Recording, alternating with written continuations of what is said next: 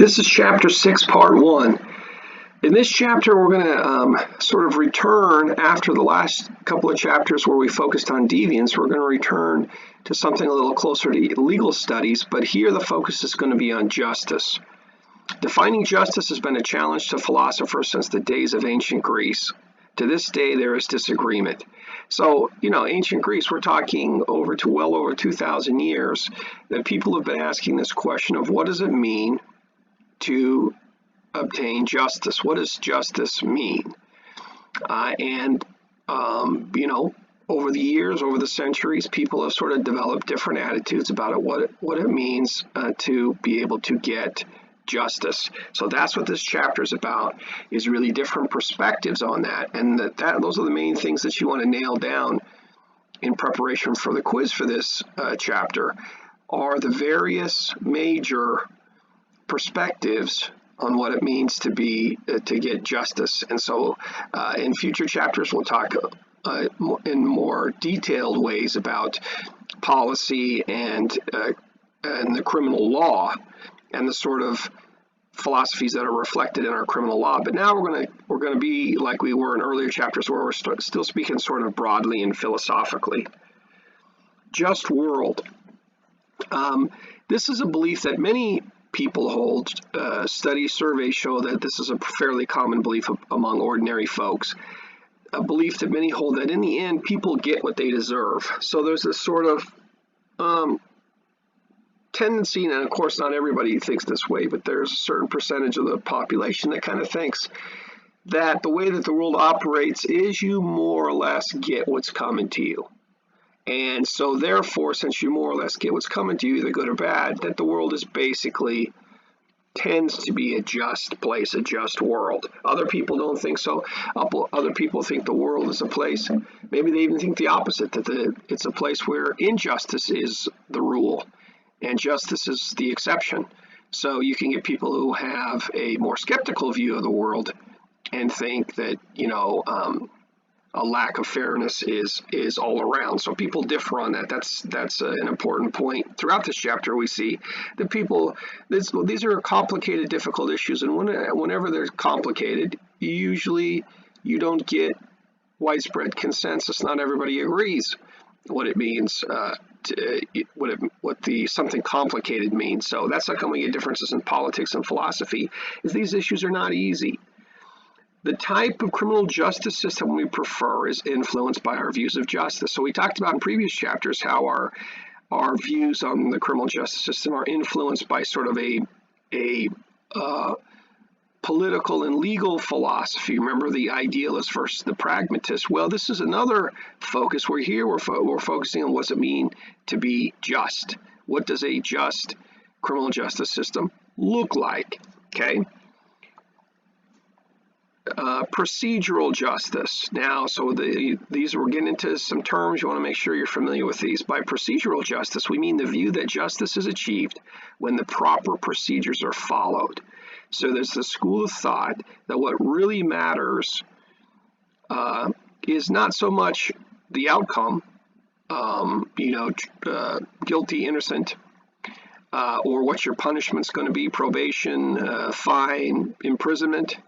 But that's not really exactly the issue. That the issue, according to a procedural justice approach, is where there are fair rules laid down, rules of procedure of how we determine someone's guilt or innocence and how we determine their punishment. Were the rules fair? Was the process fair? If the process is fair, then according to this perspective, you have justice. And so it's a focus on the steps. From the beginning through the end, right? So, things like being stopped, being questioned, being arrested, being charged, being tried, being convicted, receiving a sentence. Those are all steps or stages in this process. The question is, from this point of view, is the process and the rules for the process, is that all fair? Rules for procedural justice are found in the Constitution, the Bill of Rights, and various legal codes. So you'll see that actually the Constitution, especially the Bill of Rights, tend to really focus on a fair process. What are the rules to stop someone? What are the rules to question someone? What are the rules to search someone's person or their valuables, right? What are the rules of a trial? How's it supposed to go? So the legal system, Constitution, especially Bill of Rights and various legal codes, lay down what those principles should be for the process moving through the criminal justice system. Now, social justice is a more contemporary, more modern, newer view of justice as opposed to the more traditional ones that we'll also talk about in this chapter. Social justice takes the view that justice is obtained if social groups are equal and discrimination is absent. So an example of a social justice approach would be, for example, say something like, there's lots of different examples we could come up with, let's say death penalty. So if you had one group of people who were receiving, who were punished with the death penalty at a higher rate than another group of people, then according to a social justice view, you don't have justice, because you see different outcomes. You see, this group has a higher rate of executions than this group does over here, and justice means kind of equal outcomes for the two groups. And so it's sort of it's a group approach, it's a group focus, and it's really sort of statistical. That you're looking at rates. How often does the criminal justice system do this to members of this group, versus how often does the criminal justice system do the same thing to another group? And if it's not the same number, then from a social justice point of view, the argument is made that justice has not been achieved. You'll see as we go through the more traditional, most of the traditional legal approaches, justice approaches, tend to be individualistic. So it doesn't matter so much from the individualistic types of justice. It doesn't matter so much whether you see higher numbers in this group or higher numbers in that group. What's justice is if you as an individual received a fair legal process and a fair legal result, regardless of the group that you happen to belong to, regardless of statistics and tendencies. Did you as an individual get justice or not? So that's an individualistic, more traditional approach to what we mean by justice. Here we go, individual justice, the view that justice is achieved if an individual person receives a fair outcome. So even if there's evidence or suggestion that one group is not being treated fairly compared to another group, the individual justice approach says, well, that's really not relevant, how other people are treated or how the group as a whole is treated. What is relevant is this person getting a fair treatment? Did this person receive what they call due process, which we'll talk about? And if they received fair treatment all the way through and a fair consequence all the way through, then justice is achieved. And so what happens to at the group level is seen as not being relevant from an individual justice point of view. Vigilante justice. Now, the social and individual are most important in this part of the chapter. These other ones we'll talk about, less important. Vigilante justice. This is the pursuit of fair outcomes by private citizens rather than government officials. It can be legal or it can be illegal depending on the details.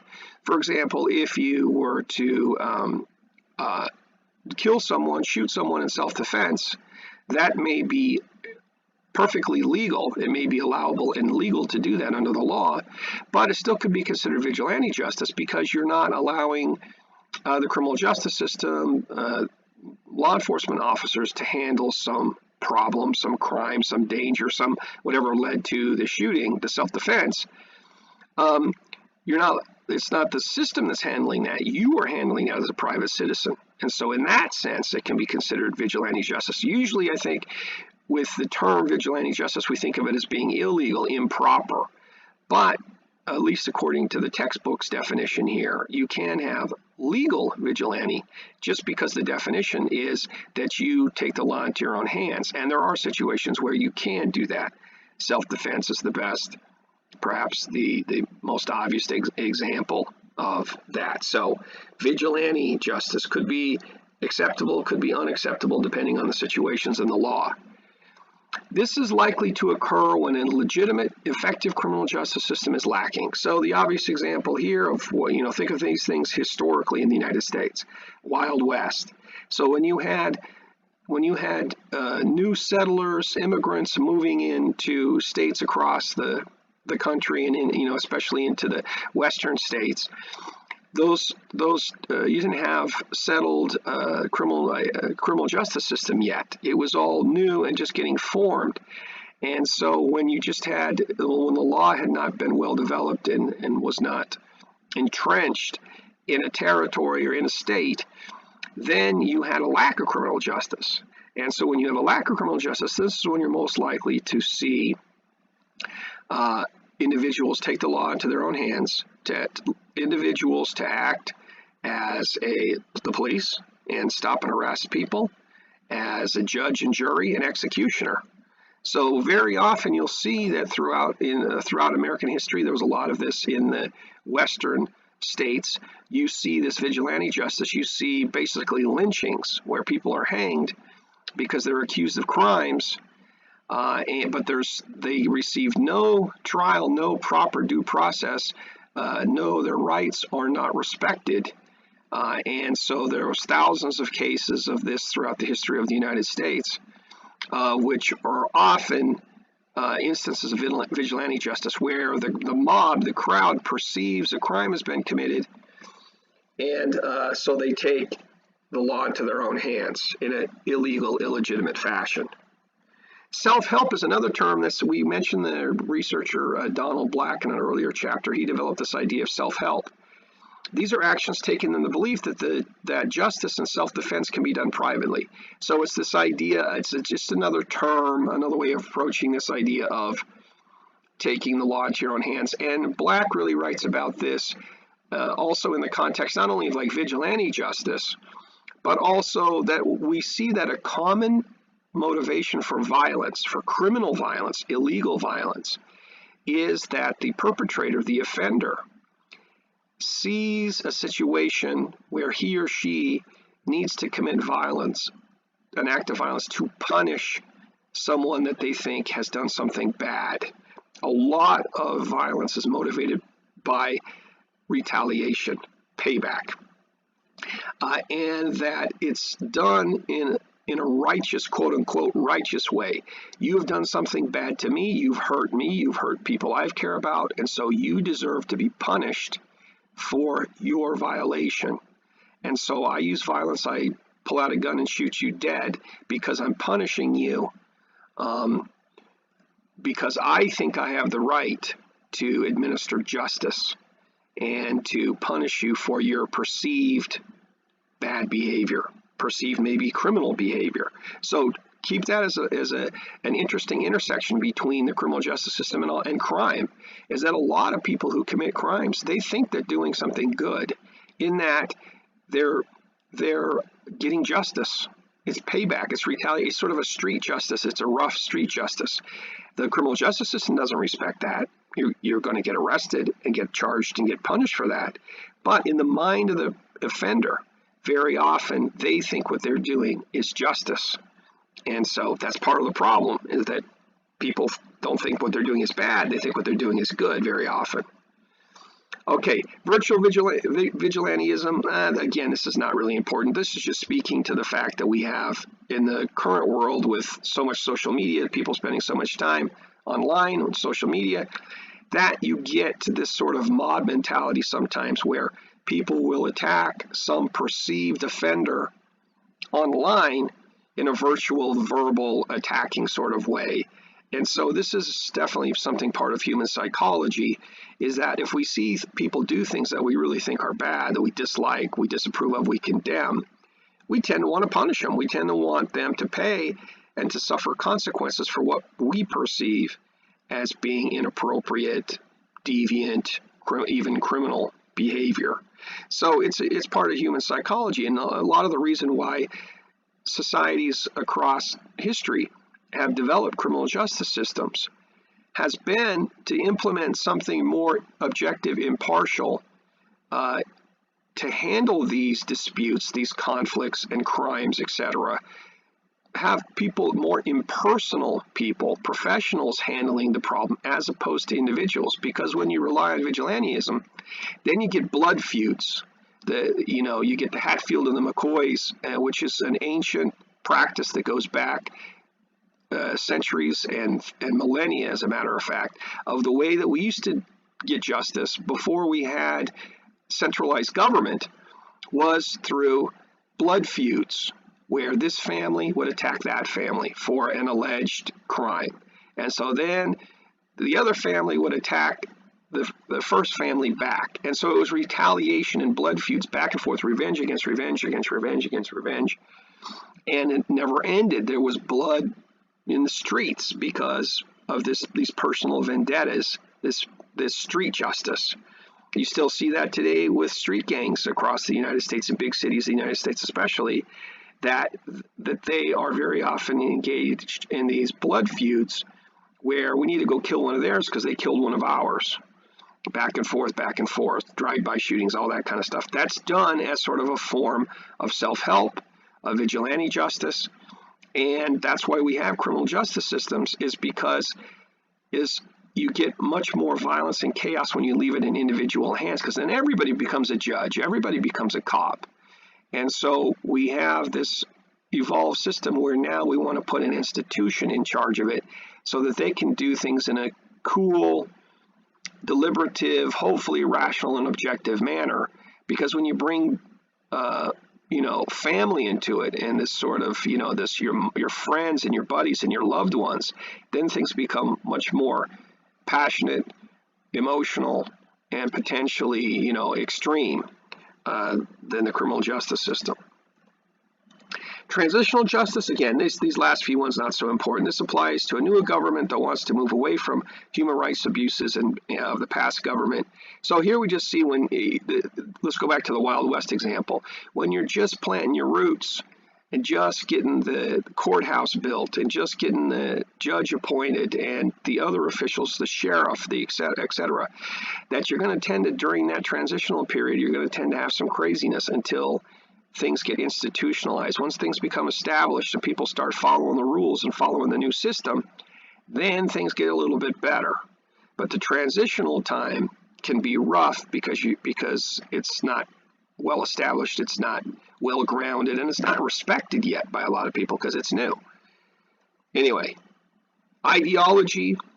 This is important when we're talking about justice, when we're talking about legal views, is that it's tied in a lot to your worldview. An ideology, this is a person's worldview, especially as it pertains to one's ideal society. So people have different views of what makes the ideal society. They have different views about how to get there, how to get a just, fair, outstanding, really, really good society. People have different philosophies about that. And so those philosophies are ideologies. So the ideology is basically like a philosophy that has a little bit of a political angle to it. What makes for a good society? What sort of political and legal system makes for a good society? So ideology refers to your big picture beliefs, but with a little focus here on politics, because politics that's your institution that's sort of in charge of making big overriding decisions for the whole country, right? And so the political system is kind of in charge of which direction we're going to take to try to take society in different sorts of directions. So that's big picture stuff. That's ideology. So definitely keep that term in mind.